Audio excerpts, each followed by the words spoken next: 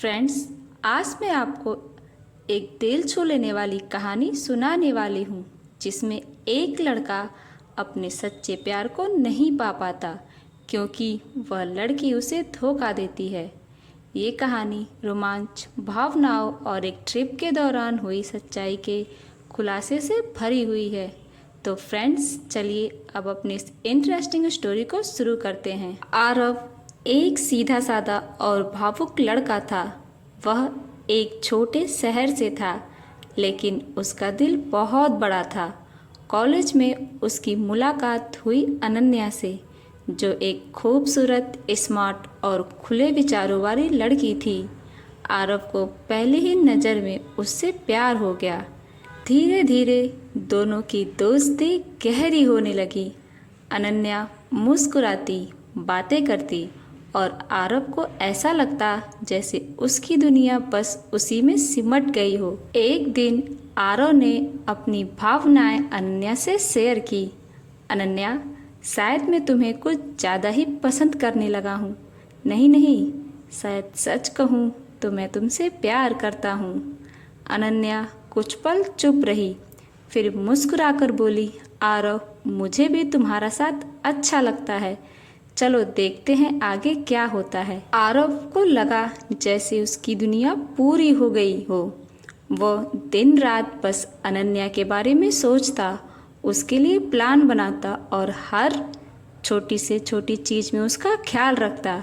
College के आखिरी semester में सब दोस्तों ने एक ट्रिप प्लान की, मनाली की। आरव बहुत उत्साहित था क्योंकि ये पहला मौका था जब वो अनन्या के साथ कुछ दिन अकेले में दोस्तों के साथ बिताएगा। ट्रिप के लिए सब तैयार हुए। बस में अनन्या ने आरव के कंधे पर सिर रखकर नींद ली और आरव को वो पल हमेशा के लिए याद रह गया। मनाली पहुंचते ही सब ने होटल में चेक इन किया। पहले दिन सब ने बर्फ में खेला, खूब मस्ती की, लेकिन दूसरे दिन से आरव को कुछ अजीब लगने लगा। अनन्या बार बार फोन पर किसी से रहने लगी, छुपकर बातें करती और कई बार झूठ बोलती कि माँ का कॉल था। एक रात आरव ने उसे देखा कि वह लॉबी में किसी से बातें कर रही थी।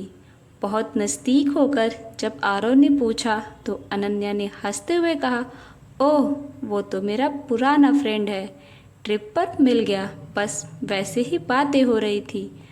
पर आरव का दिल वहाँ पहली बार कांपा। तीसरे दिन एक और लड़का ग्रुप में शामिल हुआ, रचित। वो बहुत स्मार्ट और कॉन्फिडेंट था। सबने सोचा कि वह अनन्या का दोस्त होगा, लेकिन धीरे धीरे यह साफ हो गया कि अनन्या और रचित के बीच कुछ चल रहा है। एक शाम आरव ने देखा कि अनन्या और रचित हाथों में हाथे डालकर घूम रहे हैं। जब उसने पूछा तो अनन्या ने साफ कह दिया, आरव, मैं तुमसे कुछ कहना चाहती थी। मैं रचित से प्यार करती हूँ। हम दोनों काफ़ी टाइम से रिलेशन में हैं।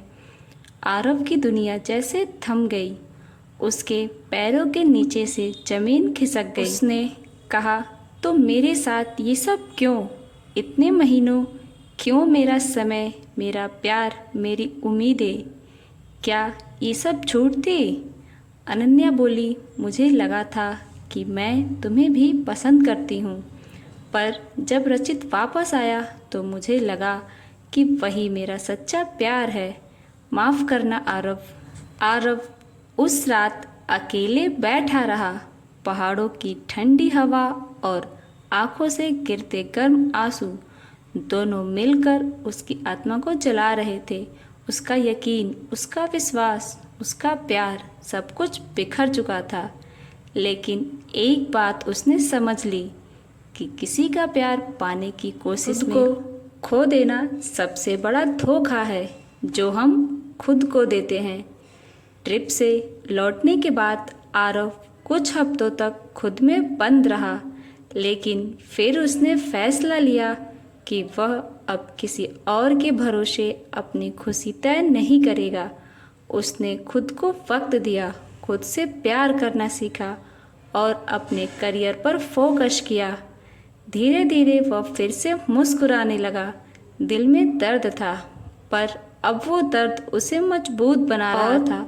उसे अब ये समझ आ गया था कि जो लोग हमें छोड़ जाते हैं वे हमें सिखाने आते हैं कि हम कितने कीमती है।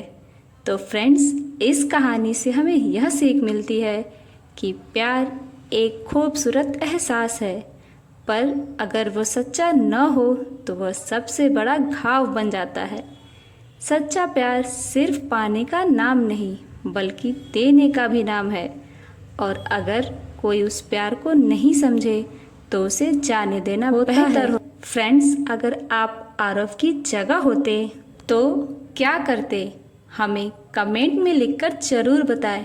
मुझे आपके कमेंट का इंतज़ार रहेगा।